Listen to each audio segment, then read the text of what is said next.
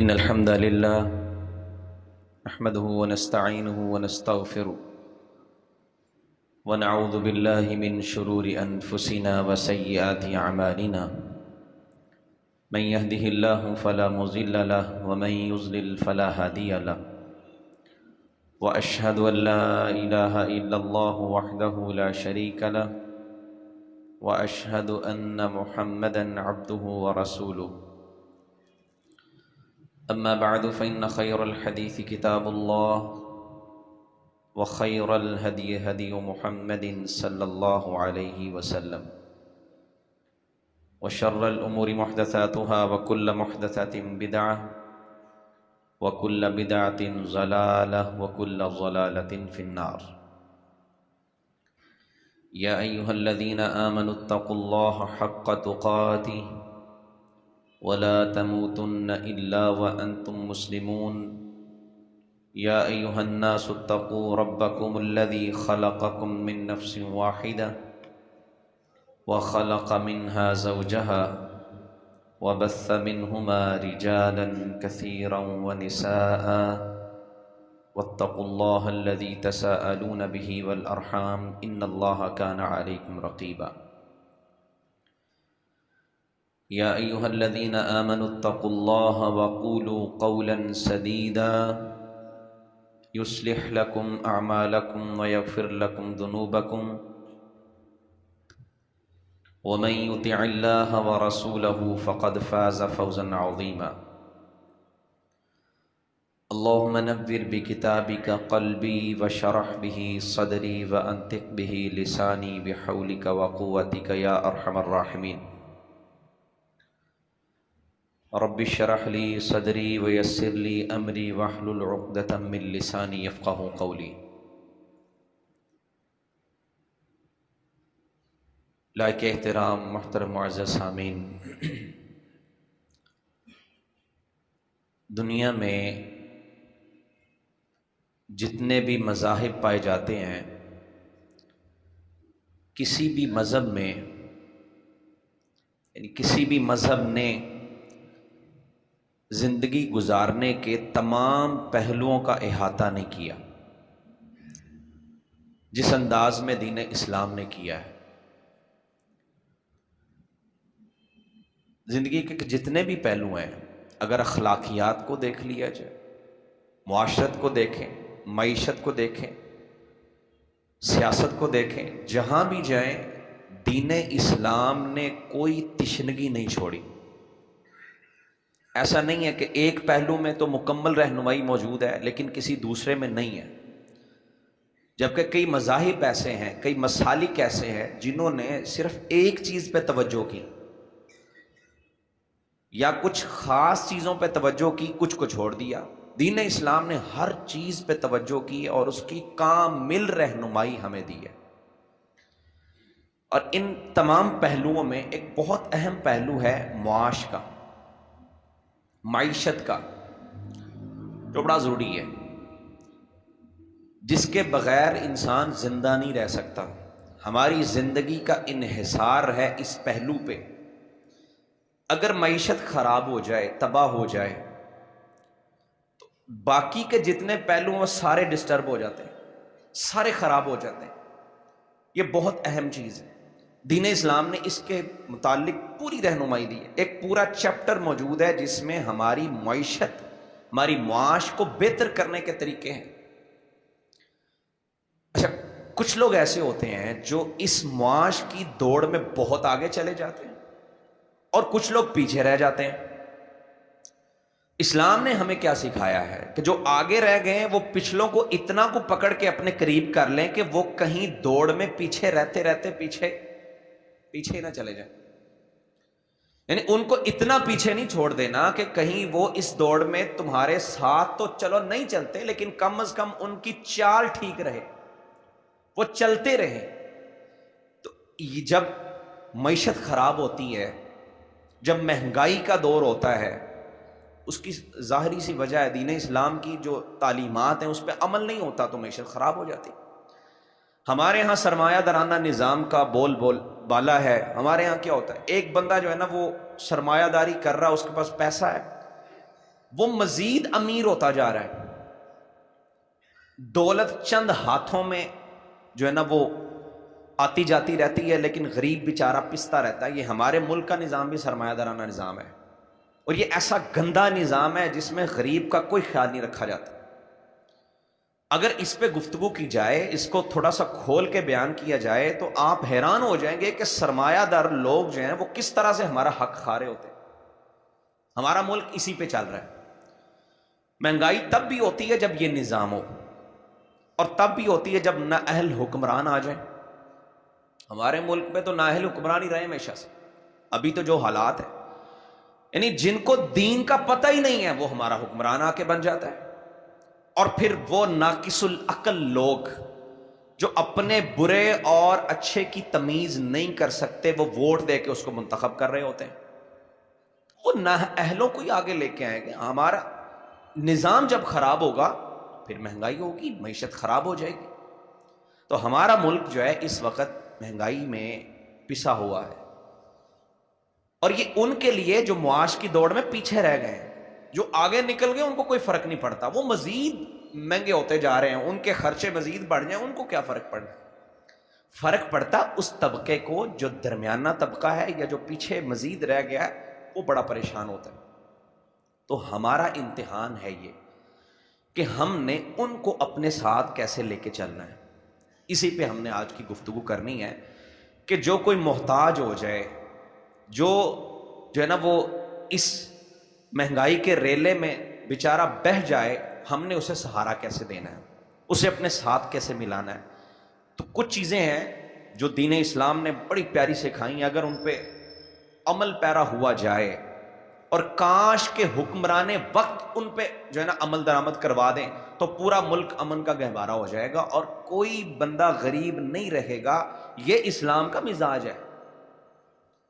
نبی کریم صلی اللہ علیہ وسلم کی تو اختیاری جو زہد تھا نا، آپ نے پرتعیش زندگی گزارنے کی خواہش ہی نہیں کی، ورنہ چاہتے تو آپ کے پاس بڑا مال و دولت تھا، اللہ کے رسول کے پاس کم نہیں تھا، لیکن آپ نے اختیاری طور پہ زہد کو اختیار کیا کہ نہیں، مجھے یہ نہیں چاہیے، میں غربت والی زندگی اختیار کروں گا، کیونکہ نبی صلی اللہ علیہ وسلم کے زمانے میں سارا دین کا نظام تھا اور پیسہ موجود تھا، لیکن صحابہ خود ہی جو ہے نا وہ لٹا دیا کرتے تھے۔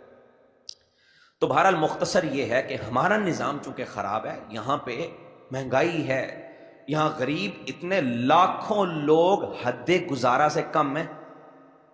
حد گزارا کا مطلب یہ کہ جن کی جو جائز ضروریات ہے وہ بھی پوری نہیں ہوتی، چاہے جائے کہ وہ اپنی خواہشات کے پیچھے بھاگیں کہ میں نے جو ہے نا وہ روٹی کی بجائے جو ہے نا وہ پیزا کھانا ہے، وہ تو الگ بات ہے، ان کی جائز ضروریات بھی پوری نہیں ہو رہی۔ لاکھوں لوگ پاکستان کے اندر ایسے موجود ہیں جو جائز ضروریات سے بھی محروم ہیں، جن کے پاس سردی کا مکمل لباس نہیں ہے، گرمی کا مکمل لباس نہیں ہے، جن کے پاس 2 وقت کا صحیح طور پہ کھانا نہیں ہے، ان کے پاس چھت نہیں ہے، اور سونے کے لیے بچھونا اچھا نہیں ہے۔ ایسے لوگ بھی لاکھوں کی تعداد میں اس ملک میں جو اسلام کے نام پہ بنا ادھر موجود ہے۔ ہمارا جو امتحان ہے، ہم نے کیا کرنا ہے ان حالات؟ سب سے پہلے تو یہ ہے کہ دوسروں کو نقصان پہنچانے سے اپنی ذات کو بچا لیں، کم از کم نقصان تو نہ پہنچائیں نا۔ ایک ہے کہ آپ فائدہ دیں، ہم نے 2 کام کرنا، ایک تو کسی کو نقصان نہیں پہنچانا، دوسرا دوسرے کو فائدہ دینا ہے۔ یہ دونوں دین اسلام نے ہمیں سکھایا، لا ضرر ولا ضرار۔ کیا فرمایا؟ کوئی نقصان نہیں پہنچانا کسی کو، اور نہ کسی وجہ سے کوئی دوسرا نقصان اٹھائے۔ ہمارے ہاں نقصان پہنچائے جاتے ہیں لین دین کے معاملات ہیں، چونکہ ہمارا موضوع مالی معاملات کے متعلق ہے، معیشت کے متعلق ہے، تو میں صرف اسی کی بات کروں گا۔ فرمایا کہ کوئی نقصان نہ پہنچاؤ، پہلے ہی لوگ پسے ہوئے اور تم نقصان پہنچاؤ گے، بیچارے مزید پریشان ہو جائیں گے۔ اب دیکھیں نا، ایک بندہ ملاوٹ کر رہا ہے، ایک غریب جمع پونجی کر کے کچھ چیز خریدتا ہے، وہ ملاوٹ والی لے لے گا تو وہ پہلے غریب ہے بیچارہ، وہ پہلے پتہ نہیں کیسے جوڑ جاڑ کے پورے کیے اس نے، تم نے اسے غلط چیز دے دی، وہ بیچارہ اب نئی چیز کیسے خریدے گا؟ نقصان تو نہ پہنچاؤ کم از کم۔ ابھی چند دن پہلے ادھر لاہور میں ایک جگہ پہ، جب بھی ادھر سے میں نے گزرنا نا، نماز پڑھنے ہم جاتے تھے، رستے میں کوئی لوگ کھڑے ہوئے، کہتے رہی آؤ فری موبائل مل رہے۔ اچھا، ایک تو بات یہ کہ ہمارے لوگ بھی بڑے سادہ لوگ ہوتے ہیں بیچارے، آج کے زمانے میں کوئی فری چیز دیتا ہے کسی کو؟ وقت نہیں دیتا کسی کو اپنا تھوڑی دیر کے لیے، اور تم جو ہے نا وہ فری موبائل لے، وہ کھڑے ہو۔ میں نے کہا چیک کرتے کیا کرتے ہیں، اندر جا کے دیکھا انہوں نے ایک ٹکوسلا بنایا ہوا، اللہ معاف فرمائے، لوٹنے کا۔ موبائل کوئی نہیں دیتے، کوئی 7,000 روپیہ لے کے نا انہوں نے ایک انعام نکالنا اور وہ استری نام ہے، 2 استریاں دے دیتے ہیں، وہ 1200-1500 کی استری ہے، باقی کے پیسے وہ سارے لوٹ۔ غریب بندے کو نقصان ہوا کہ نہیں ہوا؟ ایک تو یہ کہ ہم وہاں گئے کیوں، دوسرا یہ نقصان پہنچانے والوں کو تو اللہ پوچھے گا ہی پوچھے گا، ہم ان میں نہ ہو جائیں۔ نبی کریم صلی اللہ علیہ وسلم بازار میں گئے تو ایک صحابی کو دیکھا کہ اس نے کھجوریں لگائی ہوئی ہیں، صحابی رسول ہے۔ نبی کائنات صلی اللہ علیہ وسلم کیا کہتے ہیں، آپ نے اس کھجور کے ڈھیر میں ہاتھ ڈالا تو اندر سے گیلی تھی۔ نبی کریم صلی اللہ علیہ وسلم نے کہا یہ تو گیلی ہے۔ کہا جی بارش ہو گئی، معقول عذر ہے، بالکل ٹھیک بات۔ کہا جی بارش کی وجہ سے گیلی ہو گئی تھی تو میں نے ایسے جوڑ دی ہے، وہ گیلی نیچے ہو گئی ہے، میں نے اوپر خشک لگا دی ہے۔ اپنی طرف سے اس نے خشک ہی رکھی تھی، لیکن بارش کی وجہ سے چونکہ جو ہے نا وہ چیز گیلی ہو جاتی۔ نبی کائنات صلی اللہ علیہ وسلم صحابی سے کیا فرما رہے ہیں، فرمایا افلا جعلتہ فوق الطعام کی یراہ الناس۔ آپ نے فرمایا تم نے ان گیلی کھجوروں کو اوپر کیوں نہیں رکھا تاکہ لوگ اس کو دیکھ لیتے۔ اور اگلے الفاظ بڑے آپ کے جو ہے نا وہ سخت ہیں جو آپ نے اس وقت ارشاد فرمائے۔ اور یہ بازار کون سا بازار ہے جو نبی کریم صلی اللہ علیہ وسلم کی زیر نگرانی بازار چل رہا ہے، اور صحابہ وہاں پہ بازار لگا کے چیزیں بیچ رہے ہیں، صحابہ خرید و فروخت کر رہے۔ نبی صلی اللہ علیہ وسلم کہتے ہیں من غش فلیس منا، جس نے دھوکہ کیا وہ ہم میں سے نہیں ہے۔ ملاوٹ اس کا معنی نہ دھوکہ کریں، اس کا معنی ہم تو نقصان نہ پہنچائے نا کسی کو، کم از کم مہنگائی پہلے بڑی ہے، پہلے بیچارہ پسرا بندہ ہم، اور مزید میں جو ہے نا ملاوٹ کر کر کے دھوکہ کر کر کے ہم کسی کو پریشان کریں۔ دھوکہ اور ملاوٹ تو ہوتی ہے آپ دودھ میں پانی ڈال دیں گے تو اس میں تو کوئی مسئلہ نہیں ہے تو دودھ ہی نا، اور کلو لیں گے چلو آدھا کلو دودھ نکل آئے گا، لیکن دھوکہ یہ ہے کہ آپ دودھ وہ ہے ہی نہیں، آپ نے کسی اور چیز کو دودھ قرار دے دیا۔ فرمایا دھوکہ کرنے والے کا ہمارے ساتھ کوئی تعلق نہیں ہے۔ یہ صحابی کو نبی صلی اللہ علیہ وسلم اس وقت فرما رہے، اور ہماری دکانوں پہ لکھا ہوتا ہے من غش فلیس منا، اور اسی حدیث کے نیچے بیٹھ کے ہم ملاوٹ بھی کر رہے ہیں، دھوکہ بھی کر رہے ہیں۔ ایسا نہیں ہوتا، آگے چیز کچھ جڑی ہے پیچھے کچھ لگا ہوا ہے۔ ہماری وجہ سے کسی دوسرے کو نقصان نہ ہو، ایک تو یہ بات پہ آپ نے غور کرنا۔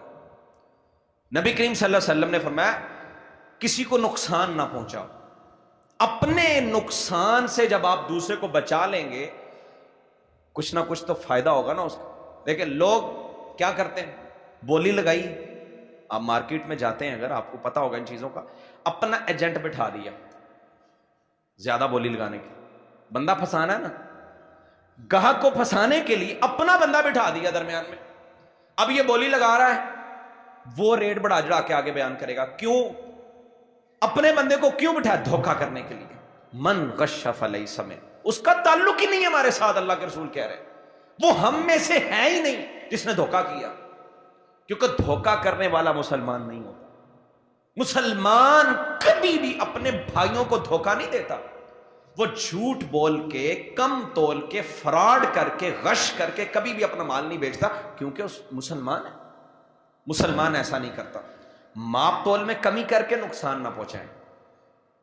مہنگائی ہے، غریب بندہ بڑا پریشان ہے، نبی صلی اللہ علیہ وسلم نے فرمایا المسلم اخو المسلم، مسلمان کا بھائی ہوتا ہے، لا یظلم، وہ کبھی بھی مسلمان پہ ظلم نہیں کرتا، ولا یسلم، کبھی اسے بے یار و مددگار نہیں چھوڑتا، وہ کبھی ضرورت پڑے تو اس کی مدد بھی کرتا ہے، اس پہ کبھی دھوکہ اور فراڈ نہیں کرے گا، ظلم نہیں کرے گا، ماپ تول میں کمی نہیں کرے گا۔ ضرورت کی جو چیزیں ہیں ان کی قیمتیں بڑھا دی جاتی ہیں، چینی ہے، آٹا ہے، ہر گھر کی ضرورت ہے، اس کی قیمت بڑھا دی، اب تو خریدنا ہی خریدنا بیچارہ۔ خوردنی اشیاء جو ہیں، جو ہماری روز مرہ کی چیزیں استعمال ہوتی ان کو سٹاک کر لینا۔ نبی کریم صلی اللہ علیہ وسلم نے فرمایا، کیا فرمایا؟ لا یحتکر الا خاطی، کہ سوائے گناہگار شخص کے کوئی بھی چیز کو سٹاک نہیں کرتا، سٹور نہیں کرتا اس طرح سے۔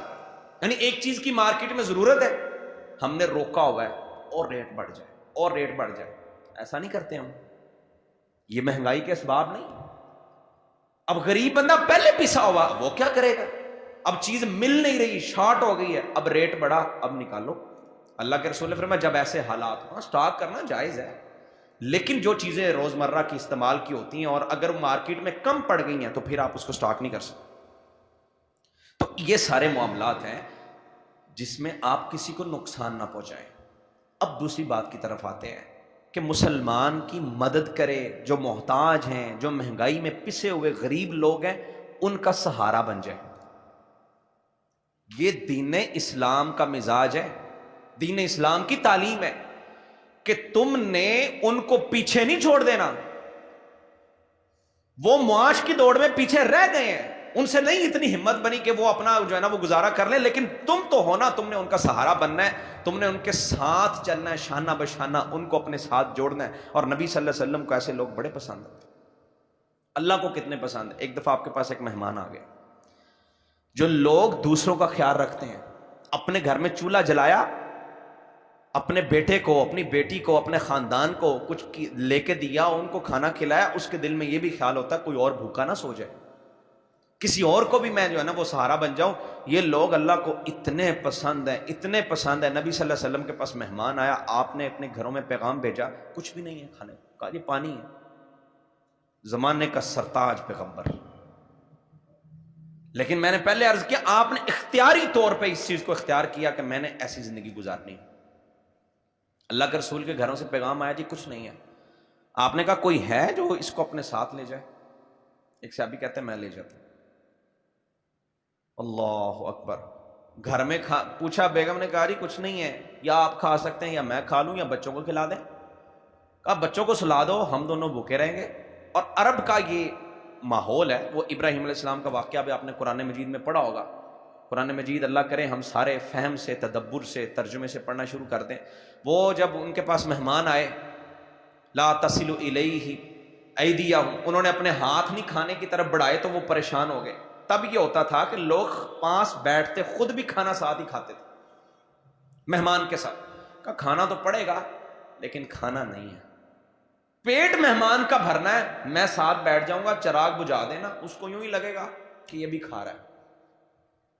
واقعہ آپ نے بڑی دفعہ سنا ہوگا. یہ نبی صلی اللہ علیہ وسلم کی جب مجلس میں گئے تو اللہ کے رسول صلی اللہ علیہ وسلم کیا کہتے ہیں؟ اللہ اکبر.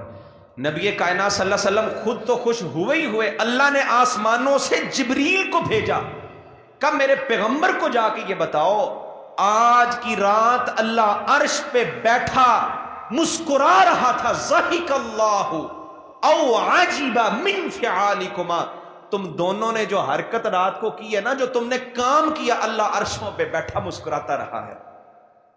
اور اللہ نے قرآن نازل کر دیا، جبریل کے ذریعے اللہ نے پیغام بھیجا اور قرآن نازل کیا. وَيُؤْثِرُونَ عَلَىٰ أَنفُسِهِمْ وَلَوْ كَانَ بِهِمْ خَصَاصَةٌ. کچھ لوگ ایسے بھی ہوتے ہیں، خود تنگ دست ہوتے ہیں لیکن دوسروں کو خود پہ ترجیح دے دیتے. میری جیب میں ایک وقت کا کھانا ہے، میرے پاس کوئی مانگنے آ جائے، میں کہوں یار تم کھا لو میں بھوکا رہ لوں. یہ حوصلہ، یہ ہمت، یہ صحابہ کو نبی صلی اللہ علیہ وسلم کی تربیت نے دی تھی. کہ اللہ عرشوں میں بیٹھا مسکراتا رہا ہے، تعجب کرتا رہا کہ میرے کیسے کیسے بندے، خود نہیں کھانا کھایا اس کو کھلا دیا. اور نبی کائنات صلی اللہ علیہ وسلم نے یہ ماحول دیا تھا.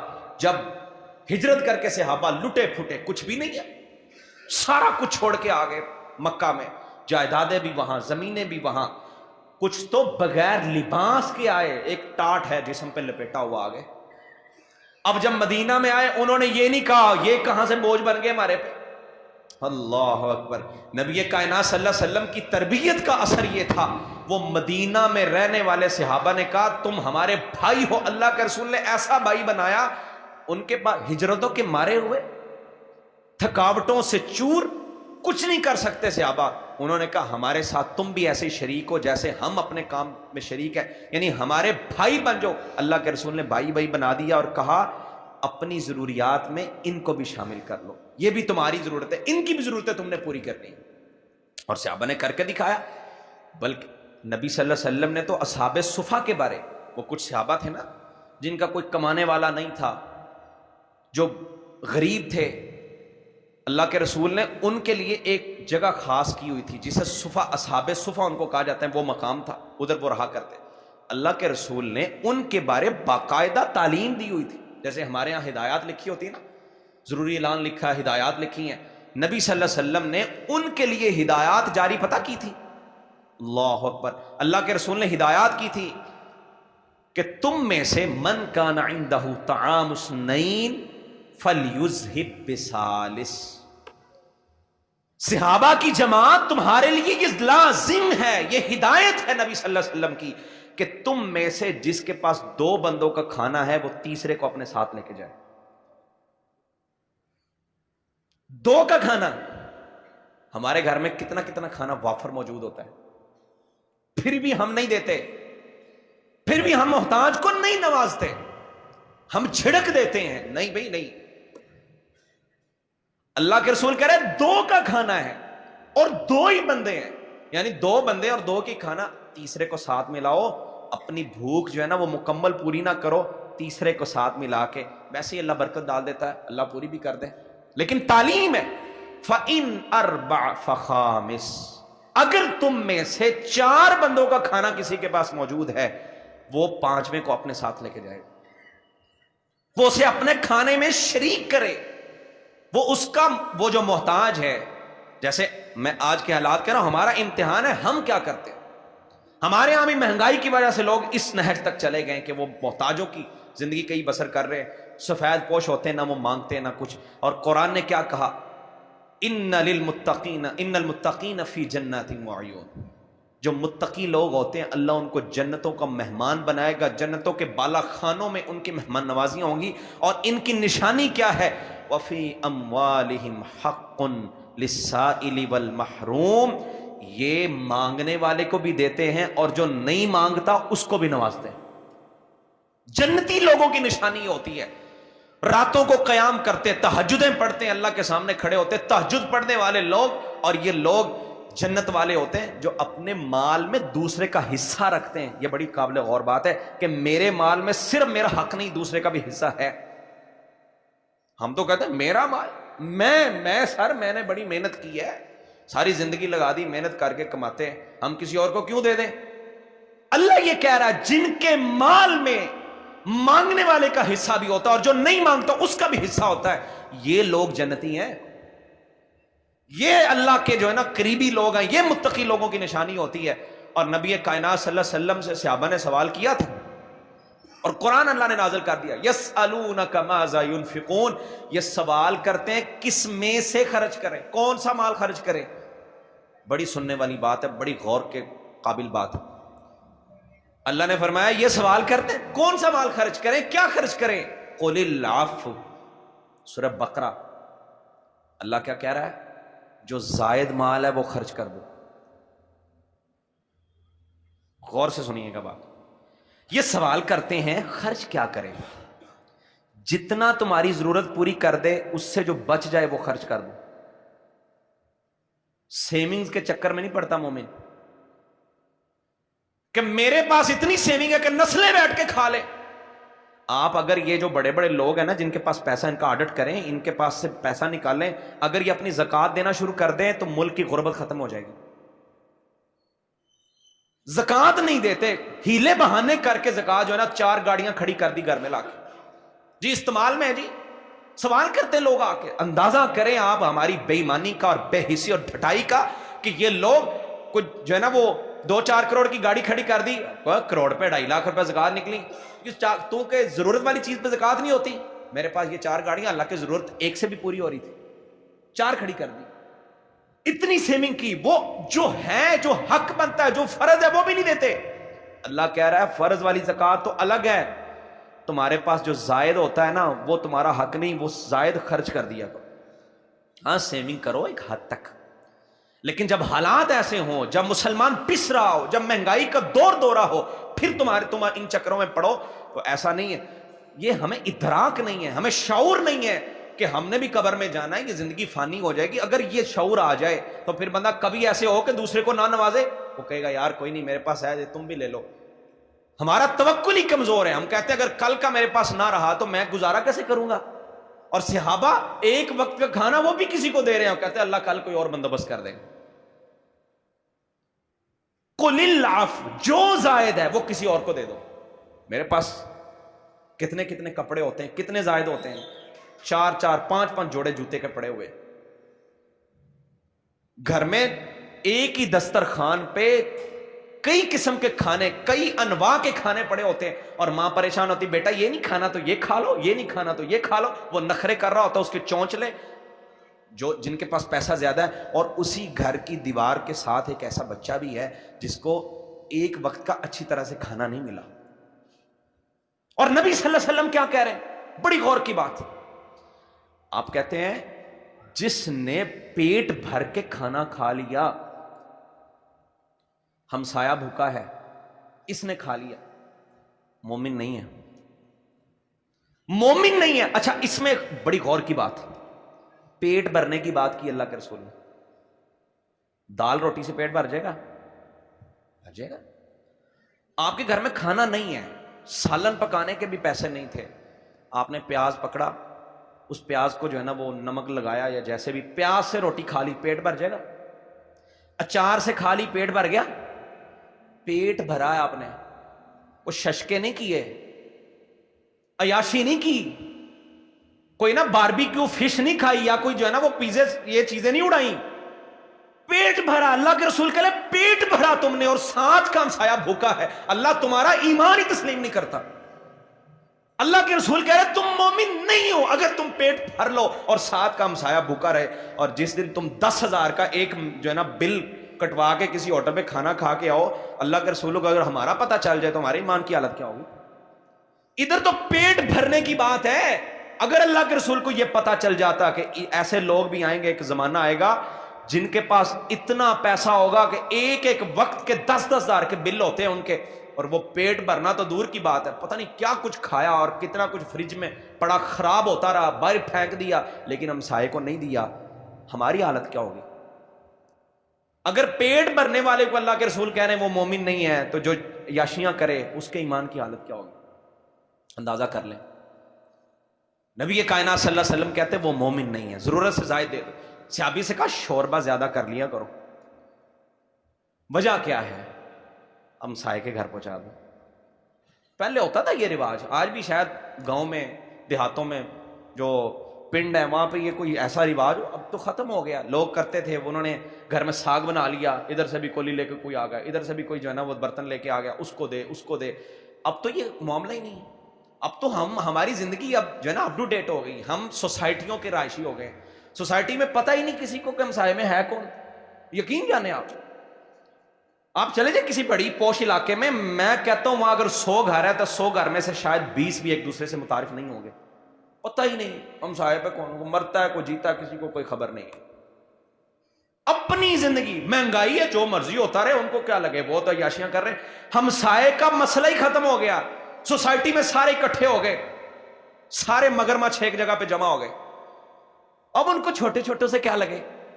انہوں نے بنا دی سیٹیاں، آؤ ادھر سارے جمع ہو. جو سرمایہ دارانہ نظام ہے نا کہ جو پیسہ تھا وہ چند ہاتھوں میں رہنا، وہ چند ہاتھوں کو ایک جگہ پہ جمع کرو تاکہ وہ جو غربا کے اندر یہ بیٹھے تھے بیچارے، کسی کے ساتھ غریب کا گھر بھی تھا، ساتھ کسی سائیکل والے کا گھر ہے، کسی بائک والے کا گھر ہے، نہیں یہ ہمیں دیکھنا گوارا نہیں، ہم نے ادھر جا کے گھر لینا جہاں سارے گاڑیوں والے ہوں، یا اچھا سا پارک ہو جہاں جو ہے نا وہ ساری سہولیات ہوں.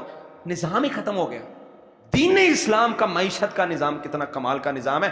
ہم نے ہمارے اندر یہ کیسے جو ہے نا وہ ہمیں تیار کیا گیا کہ آؤ ادھر آ کے سارے اکٹھے جمع ہو جاؤ، جو پیسے والے ہو غریب کو ایک سائڈ پہ چھوڑ دو.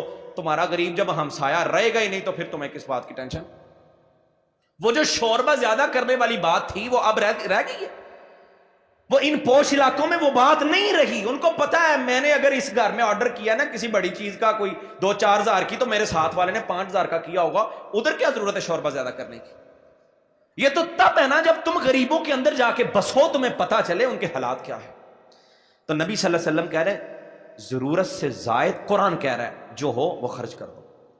صحابہ کہتے ہیں ہم ایک قافلے میں تھے نبی صلی اللہ علیہ وسلم کے ساتھ سفر میں. ایک شخص آیا اپنی اونٹنی پہ سوار ہو کے، ادھر ادھر دیکھ رہا ہے، وہ اسے کچھ چیز چاہیے تھی، ضرورت تھی اسے. نبی صلی اللہ علیہ وسلم نے دیکھا کہ یہ ضرورت مند ہے. آپ نے صحابہ سے کہا کہ کسی کے پاس زائد سواری ہے اس کو دے دو. یعنی اس کے ساتھ جو لوگ تھے ان کو ضرورت تھی، سواریاں نہیں تھی، کھانا نہیں تھا. آپ نے فرمایا جس کے پاس زائد سواری ہے وہ اسے دے دو، جس کے پاس زائد کھانا ہے وہ اسے دے دو، زائد کپڑا ہے اسے دے دو، زائد جوتا ہے اسے دے دو.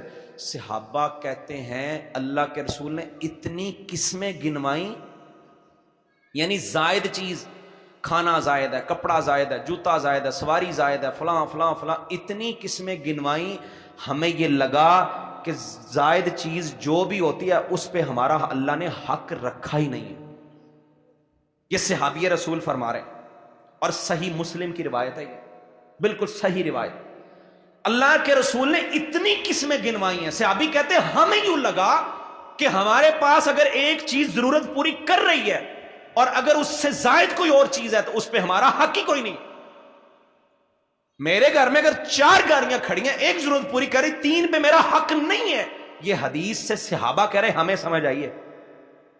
ہمیں تو یہ لگ رہا ہے ہمارے پاس تو ایک سفر کے لیے کوئی اور لباس ہے، دوسرے کے لیے کوئی اور لباس ہے، تیسرے کے لیے کوئی اور لباس ہے. اسی خاندان میں، اسی خونی رشتوں میں ہمارے ایسے رشتہ دار بھی ہیں جن کے حالات بیچاروں کے ماڑے، جن کے پاس لباس نہیں ہے، جن کے پاس جوتا پہننے کو اچھا نہیں ہے. کبھی فکر نہیں کی. مر گیا بندہ، اب زائد چیزیں نکلتی ہیں، او اتنا کپڑا نکل آیا، اتنے جوتے نکل آئے، غریبوں میں تقسیم کر دو. زندگی میں تو اس نے کیا نہیں، زندگی میں تو اسے فکر ہی نہیں تھی کہ میں کسی کو دے دوں. مرنے کے بعد اب تقسیم ہو رہا ہے اور اتنا کچھ نکلا کہ کتنے غریبوں کے جو ہے نا وہ گھروں میں مال پہنچ گیا. زندگی میں فکر کریں، مرنے کے بعد بھی تو تقسیم ہو جانا نا. زندگی میں دیکھیں یہ زائد ہے، اس ایک سے میری ضرورت پڑی. ضروری نہیں ہے کہ آپ جو ہے نا وہ ہر دفعہ جائیں اور آپ کا دوسرا لباس ہو. صحابہ نے جمعہ کے لیے ایک آدھا لباس اچھا رکھا ہوتا تھا ان کے پاس، یہ باقی کی زائد چیزیں وہ اپنے ساتھیوں میں تقسیم کر دیتے. مغرب یہ کر رہا ہے، غیر مسلم یہ کر رہے ہیں. انہوں نے ایسے ایسے اپنے ادھر ادارے بنائے کہ زائد چیز ادھر جمع کراؤ، جس کو ضرورت ہے وہ آ کے لے جائے. ہماری مساجد میں، ہمارے کوئی اداروں میں ایسا ماحول ہونا چاہیے، زائد چیز اپنے گھر کی وہاں چھوڑ دو، جو غریب ہے وہاں سے آ کے لے جائے، یا کسی کو تم خود دے دو. تو صحابی کہتے ہیں مجھے یہ لگا کہ زائد چیز پہ ہمارا حق اللہ نے رکھا ہی نہیں. تو عزیز ساتھیوں، ان حالات، یہ مہنگائی ہمارا امتحان ہے. ہم کیا کر رہے ہیں؟ ہم کہاں کھڑے ہیں؟ ہم کیسے لوگوں کی مدد کرتے ہیں؟ اور اگر ہم ایسے بن جائیں، دوسرے کا سہارا، یقین جانے آپ کی زندگی میں لطف آ جائے گا. کسی غریب کو، کسی محتاج کو جو معاش کی دوڑ میں آپ سے پیچھے ہے، اسے اپنے ساتھ جوڑ کے دیکھیں، یقین جانے آپ کے گھر میں برکتوں کا ایسا نزول ہوگا، آپ حیران رہ جائیں. اللہ کو پسند ہی بڑا ایسا بندہ. نبی صلی اللہ علیہ وسلم پہ پہلی وحی آئی، پہلی دفعہ جبریل کو جو ہے نا وہ دیکھا اور بڑی وحشت طاری ہو گئی. گھر آئے، کہا زمیلونی زمیلونی، چادر اڑا دو، میں بڑا پریشان، پسینہ آ گیا. نبی کائنات صلی اللہ علیہ وسلم کو جب دیکھا تھا سیدہ خدیجہ رضی اللہ تعالیٰ عنہ کہتی واللہ لا یخزیک اللہ ابدا، اللہ آپ جیسے بندے کو اللہ کی قسم کبھی ضائع نہیں کر سکتا. اب اس کی وجہ کیا ہے؟ ان کو نہیں پتا تھا یہ نبی ہے، نہیں پتا تھا. سیدہ خدیجہ کو نہیں پتا کہ یہ نبی ہے، کیونکہ ابھی تو اللہ کے رسول نے نبوت کا اعلان ہی کیا. ان کو نہیں پتا فرشتہ تھا کون تھا، بس وہ اپنے خاوند کی پریشانی کو دیکھ رہی ہے. بیویاں ایسے بھی ہوتی ہیں، بندہ باہر سے آئے، وہ آگے سے یہ نہیں کہتی میں پہلے پریشان ہوں، تو آگے میں نے اور پریشان کرتا ہے. وہ کہتی، وہ ڈھارس بنداتی ہے، وہ حوصلہ دیتی ہے. انہوں نے اپنے خاوند کو دیکھا، میرا خاوند پریشان ہے، محرک پیچھے کیا ہے ان کو نہیں پتا. پریشانی کو دیکھا، ڈھارس کیسے بنداتی ہیں. کہتی آپ جیسے بندے کو اللہ کیسے ضائع کرے گا. اور قسم بھی اٹھا دی، اللہ کی قسم، اللہ آپ جیسوں کو کبھی ضائع نہیں کر سکتا، کیونکہ آپ میں یہ صفات پائی جاتی ہیں. انک لتصل الرحم، آپ تو صلہ رحمی کرتے ہیں، آپ تو رشتہ داریاں ملاتے ہیں، آپ تو رشتہ داریوں کو جوڑنے والے ہیں. وتحمل الکل، آپ تو جو ہے نا وہ تقری الضعیف تکسب المعدوم، آپ لوگوں کے بوجھ اٹھاتے ہیں، غریبوں کی مدد کرتے ہیں، آپ غریبوں کا سہارا بنتے ہیں. ایسے لوگ بندے کو اللہ کبھی ضائع کر ہی نہیں سکتا. اگر آپ محتاج کا سہارا بن جائیں، کبھی بھی اللہ آپ کو ضائع نہیں کرے گا، کسی جگہ اللہ آپ کو ضائع نہیں ہونے دے گا. اللہ کو تو وہ بندہ بڑا پسند ہے جو صرف کوشش کرتا ہے. ایک تو وہ جو سہارا بن گیا، ایک صرف کوشش کرتا ہے. اللہ کو کوشش کرنے والے سے کتنی محبت ہے. نبی صلی اللہ علیہ وسلم نے فرمایا الساعی علی الارملۃ کل والمسکین کالمجاہد فی سبیل اللہ. آپ کے پاس ایک شخص آیا، نے کہا جی یہ میری سفارش کر دیں، مجھے نوکری مل جائے. آپ نے صرف سفارش کی ہے، کوشش، شاید میری کوشش سے اس کا کام بن جائے. اشفعوا تؤجروا، حدیث میں اللہ کے رسول نے فرمایا سفارش کرو اجر پا جاؤ گے. آپ کے ایک سگنیچر سے کسی کا مسئلہ حل ہو سکتا ہے، آپ سگنیچر کر دیں. محتاج ہے، غریب ہے، مہنگائی نے پہلے پریشان کیا ہوا ہے، میں اس کا سہارا اس طرح بن سکتا ہوں. دیا نہیں ہے، جیب سے کچھ نہیں دیا، کوشش کی ہے، سگنیچر کر دی ہے. کسی کو توجہ دلا دی، یار غریب بندہ ذرا اس کی مدد کر، صرف توجہ دلائی ہے. السعی، کوشش کرنے والا، اللہ کے رسول فرماتے ہیں جو کسی بیوہ کی مدد کرتا ہے، کسی مسکین کے لیے کوشش کرتا ہے، اللہ کو اتنا پسند ہے، اتنا پسند ہے. ایک شخص اپنی جان اور مال کو لے کے رب کے راستے میں نکلا ہے اور جہاد میں شامل ہے، اللہ جتنا اس مجاہد کو اجر دیتا، اللہ اس بندے کو بھی اتنا اجر عطا فرما. ایک بندہ دن کو روزہ رکھتا ہے، راتوں کو قیام کرتا ہے، جو ہمارے بس کا روگ نہیں ہے کہ ہم دن کو روزہ رکھے رات کو قیام کریں. یہ تو انتہا درجے کا تقوی جس کے پاس ہو وہ کر سکتا ہے. فرمایا جو رات کو قیام کرے، دن کا روزہ رکھے، اللہ ایسے بندے جیسا اس کو سمجھتا ہے جو کسی محتاج کی مدد کی صرف کوشش کر رہا ہے. کوشش کرنے والے کو اللہ اتنا نوازتا ہے، تو جو خود کر دے وہ اللہ کو کتنا پسند ہوگا. ہمارے ہاں تو عجیب ماحول بن گیا، تھوڑی سی پوسٹ اونچی ہو گئی، تھوڑا سا عہدہ مل گیا، تھوڑے سے پیسے آ گئے، ملاقات ہی مشکل ہو جاتی. اور اسلاف کہا کرتے تھے اگر کسی بندے کی ملاقات مشکل ہو جائے سمجھ لو بندہ فتنے میں پڑ گیا. تھوڑا سا سٹیٹس مل گیا، تھوڑا بہت جو ہے نا فالوور، فین فالوئنگ ہو گئی، بندے اب ملاقات، اب سلام لینے گوارا نہیں. اب یہ بندے کے اب کیا بات ہو گئی، اب تو یہ آتا جاتا آنیاں جانیاں دیکھو اس کی، ایسے جو ہے نا وہ پروٹوکول مل رہا ہے، ایسے گاڑی سے اتر رہا ہے، کبھی سیکورٹی گارڈ ہے، اسسٹنٹ رکھا ہوا ہے. نہ بھی نہ میرے پاس نہ بھیج دیا کرو ہر ارے گہرے کو، میرے پاس وقت نہیں ہوتا، میں نے اتنے مسائل ہیں، میں نے جو ہے نا وہ یہ بھی کرنا وہ بھی کرنا، میرے اوپر بڑا بوجھ ہے، بڑی ذمہ داری ہیں، ہر کسی کو نہ بھیجا کرو میرے پاس وقت نہیں ہوتا. اس کی ملاقات ہی مشکل ہو گئی ہے. اب مل کے دکھائیں نا کسی غریب، کوئی غریب بندہ وزیر اعظم سے مل کے دکھائے، یہ ملاقاتیں نبی صلی اللہ علیہ وسلم سے زیادہ کسی پہ بوجھ ہو سکتا ہے؟ اللہ کے رسول صلی اللہ علیہ وسلم سے زیادہ کسی کی ذمہ داری ہو سکتی ہے؟ پوری امت کا غم ہے، دو جہانوں کے سردار ہیں، آپ نے جہاد بھی کیا، آپ مارکوں کے اندر لڑے بھی ہیں، تلوار بھی اٹھائی ہے، آپ نے شادیاں بھی کی، 9 بیویاں ایک وقت میں رکھی ہیں، اور 9 بیویوں کو سنبھالنا ہر طرح کا معاملہ ہوتا ہے. اللہ کے رسول نے وہ بھی کیا، صحابہ کی تربیت بھی کی، سیاست کو بھی سنبھالا، آپ نے عبادات کو بھی دیکھا، راتوں کا قیام بھی کیا. ایک عورت آ جاتی ہے اللہ کے رسول سے، کہتی میں نے مسئلہ بیان کرنا ہے.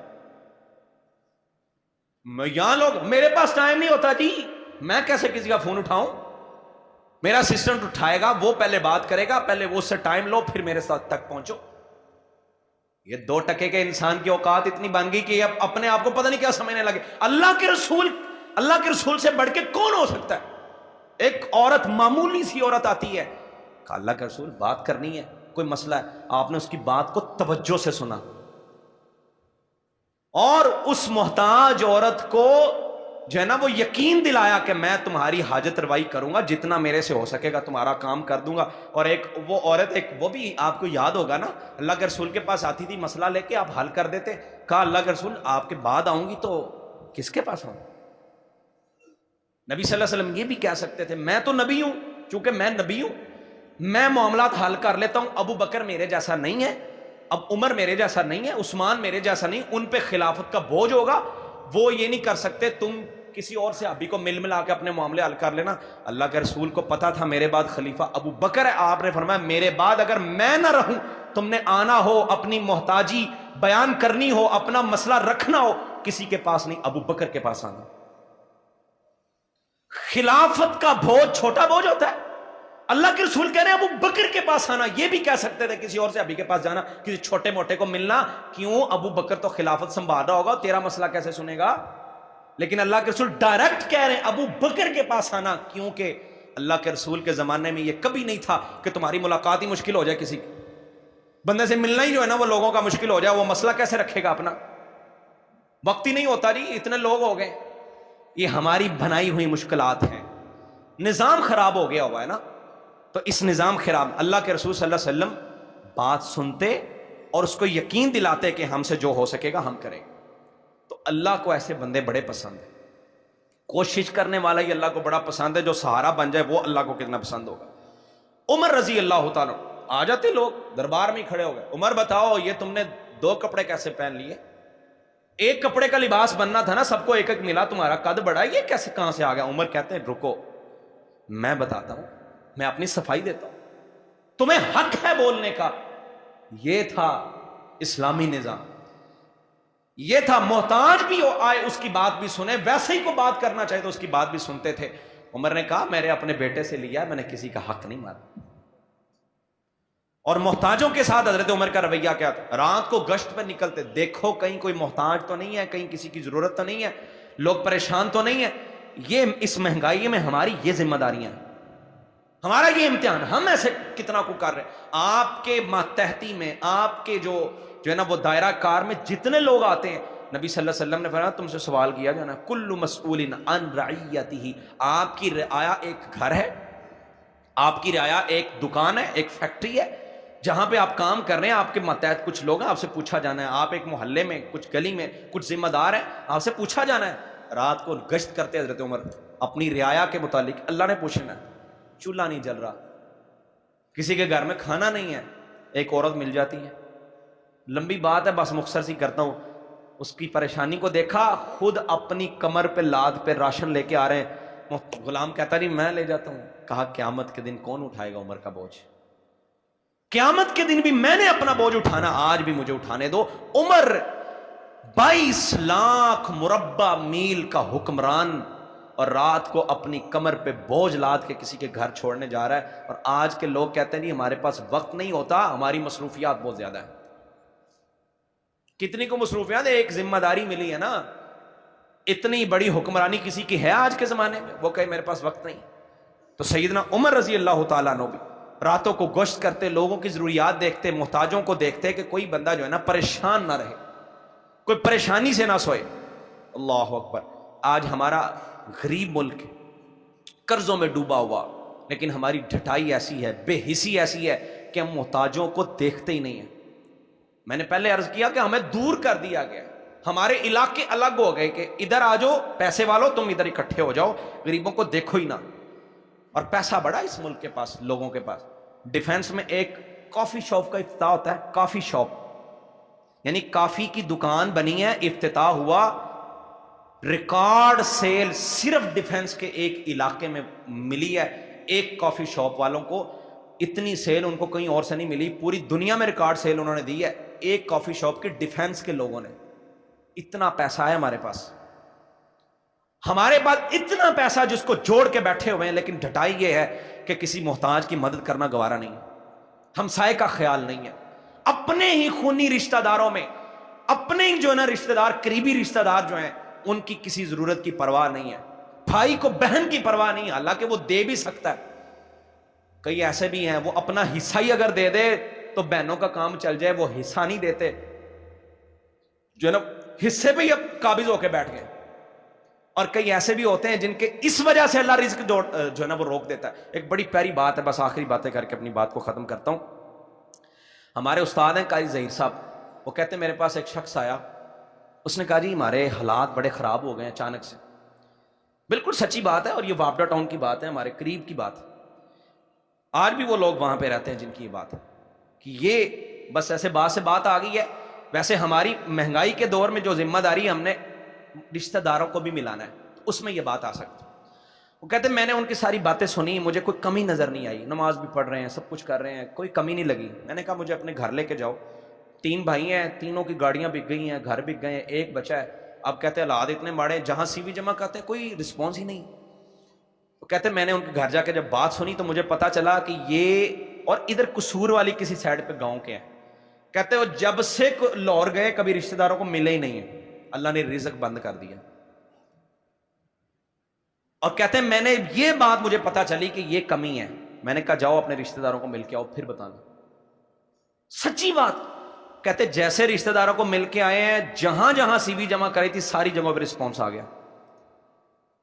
اب ان کے پاس پہلے جیسا ماحول, پہلے سے بھی زیادہ اللہ نے دے دیا. تو ان حالات میں اگر اپنا رزق ہم بڑھانا چاہتے ہیں تو رشتہ داروں کو دیکھیں, نظر دوڑائیں, اپنے قریب میں, اپنے سسرالی رشتہ داروں میں, اپنے خونی رشتہ داروں, سب میں نظر, ان کی مدد کریں, محتاجوں کا سہارا بنیں. اور اللہ رب العزت ایسے بندوں کو کتنا نوازتا ہے، کتنا نوازتا ہے۔ ایک شخص کو خواب آیا کہ کسی بندے کو عمرہ کروا دو، بالکل سچی بات، اور سعودیہ کی بات۔ شیخ اجمل صاحب ہمارے استاد محترم ہیں، انہوں نے ہمیں یہ بات سنائی، کہتے خواب میں کسی شخص کو دیکھا اسے عمرہ کروا دو۔ اس نے تعبیر پوچھی، علماء سے کہا کہ مجھے بار بار یہ خواب آ رہا ہے، تو انہوں نے کہا کروا دو۔